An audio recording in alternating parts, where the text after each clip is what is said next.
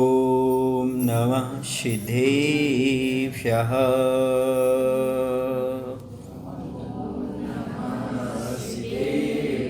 ॐ नमः सिद्धेभ्यः।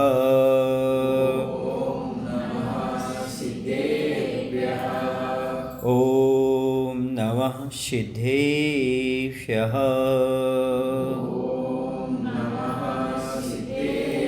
कारुण्यमुक्कारम् अर्हन्तारं तहि विसिद्धारणम् आर्यवज्रायणं लोयं येषौ साहुरं लोयं येषौ साहुरं।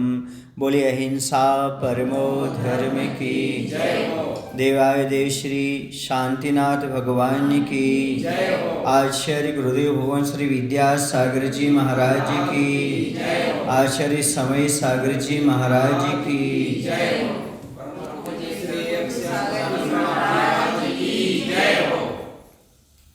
जीवन में यदि व्यक्ति इन तीन सत्य को समझ लाए तो समझो वो अपना आत्म कल्याण कर सकता है। जानता तो है लेकिन अंदर से स्वीकार नहीं कर पाता,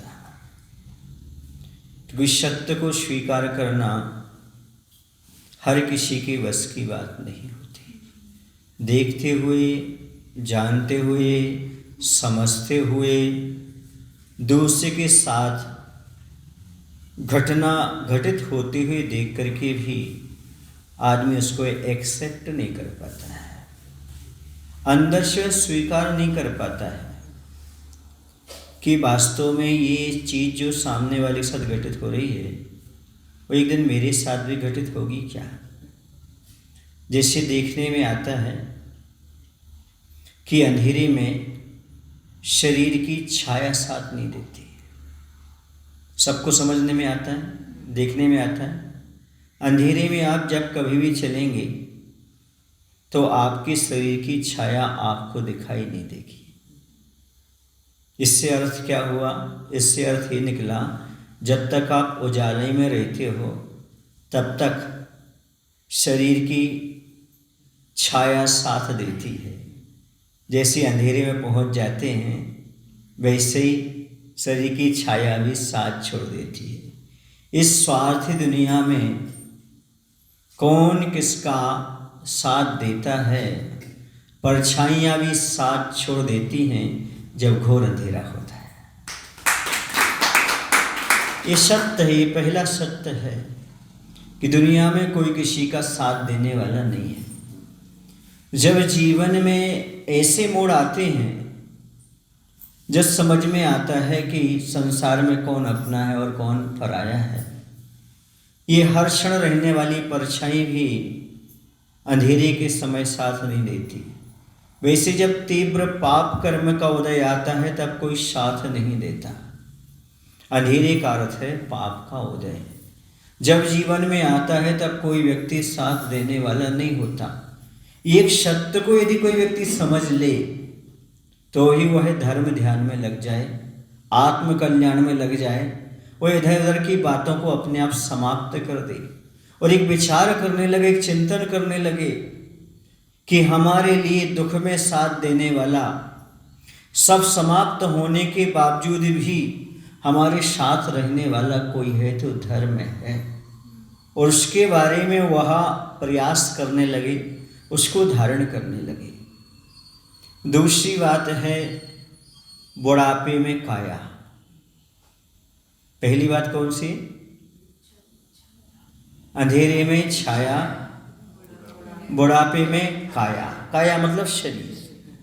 बुढ़ापे में शरीर साथ नहीं देता। वैसे तो शरीर कभी साथ नहीं देता, साथ लेना पड़ता है। जब तक उसको खिलाते पिलाते रहो, सेवा व्यवस्था करते रहो, तब तक शरीर साथ देता है। लेकिन बुढ़ापे में खिलाओ भी पिलाओ भी सब कुछ करो फिर भी साथ नहीं देता। अभी हम सब एक सज्जन के पास गए थे, उनका शरीर बिल्कुल साथ नहीं दे रहा है। उनको संबोधन करने के लिए गए थे, वो अपने आप में साहसी हैं, दृढ़ हैं। क्या नाम उनका? उज्ज्वली दृढ़ हैं, और वो माँ छाछ पर चल रहे हैं, अभी मजगी पर चल रहे हैं, लेकिन उनके परिणाम बहुत अच्छे हैं। उन्होंने समझ लिया बुढ़ापे में काया साथ नहीं देती।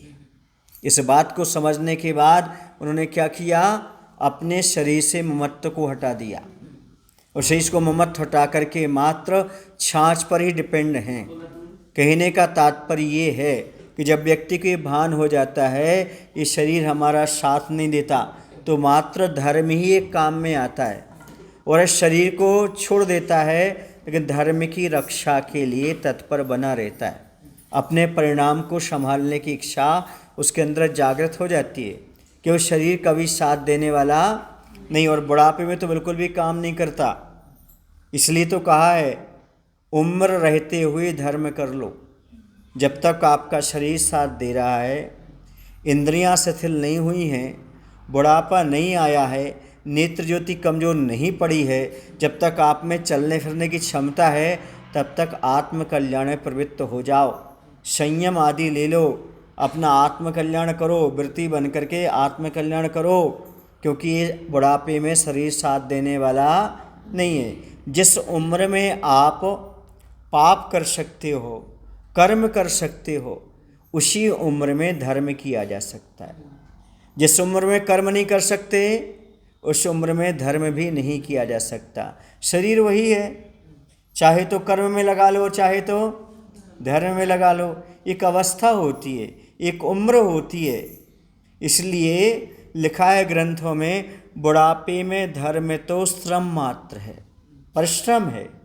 परिश्रम करना रह जाता, मिलता कुछ नहीं। समझ आ रहा ना, परिश्रम खूब करना पड़ता है और मिलता कुछ भी नहीं है।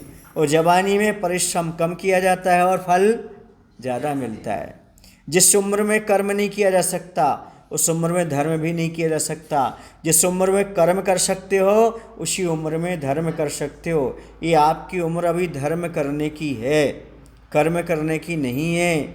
ये आपकी काया बता रही है, अभी आप शरीर से काम ले सकते हो।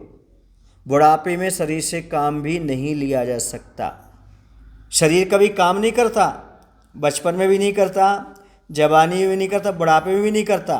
लेकिन एक कंडीशन है, जवानी में फिर भी बचपन में शरीर से काम ले सकते हो, लेकिन बुढ़ापे में शरीर से काम भी नहीं लिया जाता, क्योंकि वह एक कदम चलने को भी तैयार नहीं होता। और तीसरी बात है, अंत समय में माया। माया समझते हो? धन। अंत समय किसी के साथ माया नहीं गई। आज तक आपने सुना है करोड़पति कुछ रुपये लेकर के मरा हो, अरबपति कुछ प्रॉपर्टी लेकर के मरा हो? कितने भी जोड़ लो तुम हीरे मोती, पर याद रखना कफन में जेब नहीं होती। क्या नहीं होती? कफन में जेब नहीं होती। कफन समझते हैं आप लोग? जो सब कुछ उतारने के बाद उड़ा दिया जाता है कपड़ा, उसमें सिलाई नहीं होती। क्यों नहीं होती? क्योंकि वह आपको अंत समय शिक्षा देता है कि कफन में क्या नहीं होती है, जेब नहीं होती है, कफन सिली नहीं जा सकती। अर्थात मरने के बाद कोई ही व्यक्ति संसार से एक सुई की नोक के अग्रभाग के बराबर ही पदार्थ लेकर के नहीं जा सकता। समझ आ रहा ना? सिकंदर था, वह विश्व विजेता बनने का सपना रख रहा था, बहुत कुछ जीत चुका था, उसके पास बहुत सारी संपत्ति थी, राजा महाराजा थे, सब कुछ था, लेकिन अंत समय कुछ ले जा पाया क्या? नहीं ले जा। सिकंदर ही क्यों, जितने भी दुनिया में मरे हैं और मर रहे हैं और आगे मरेंगे, वो क्या कुछ साथ में लेकर के गए हैं क्या? कोई नहीं। सारी सृष्टि ज्यों की त्यों है, कोई यहाँ पर शाश्वत रहने वाला नहीं है, और कोई भी कुछ भी इस संसार से लेकर के जाने वाला नहीं है। जो आप इकट्ठा कर रहे हो ना, धन दौलत है, बंगला है, परिवार है, गाड़ी है, ये कुछ भी साथ नहीं जाएगा। लेकिन ये फैक्ट है, ये कमाते समय जो कर्म किया है आपने, जो कर्म करोगे तुम, जितना पाप करोगे, जितनी हिंसा करोगे, जितने राग देश करोगे, जितने विकारी भाव पैदा करोगे, ये सब तुम्हारे साथ जाएगा। समझ आया? जमीन को लाते समय, जमीन को खरीदते समय जो राग द्वेष किया है ना, वो जाएगा, जमीन नहीं जाएगी। मकान बनाते समय जो पाप किया है ना, वो साथ में जाएगा, मकान नहीं जाएगा। जिन कुटुंबी जनों के साथ तुम बैठ कर के मौज मस्ती किए हो, जिन कुटुंबियों के साथ तुमने उनकी भरपाई की है, उनके लिए सारी व्यवस्थाएं दी हैं, तो वो कुटुंबी साथ नहीं जाएंगे। उनके पालन में जो तुमने पाप किया है, जो राग द्वेष किया, जो हिंसा किया, परिग्रह का पाप लगाए, वो सब तुम्हारे साथ जाने वाला है। यदि आदमी को 3 सत्य याद रखें, रहे आए 3 सत्य, तो आज वह धर्म ध्यान में लग जाए। पहला सत्य कौन सा? अंधेरे में छाया, शरीर की छाया, ठीक है ना। और बुढ़ापे में काया, और अंत समय माया, किसी का साथ नहीं देती। ये 3 सत्य यदि व्यक्ति को हमेशा याद रखें, रहे आए, तो व्यक्ति हर समय गाफिल ना हो करके धर्म ध्यान करता रहे, एक क्षण ही व्यर्थ ना गमाए। क्योंकि उसे पता है हम जिसके लिए कर रहे हैं, या तो पैसा इकट्ठा करने के लिए कर रहे हैं, या फिर शरीर की सेवा के लिए कर रहे हैं, बोलो ना भाई, या फिर कुटुंबी वगैरह को संभालने के लिए कर रहे हैं। जब ये सब हमारे साथ जाने वाले नहीं हैं, इनके लिए इतना पाप क्यों किया जाए?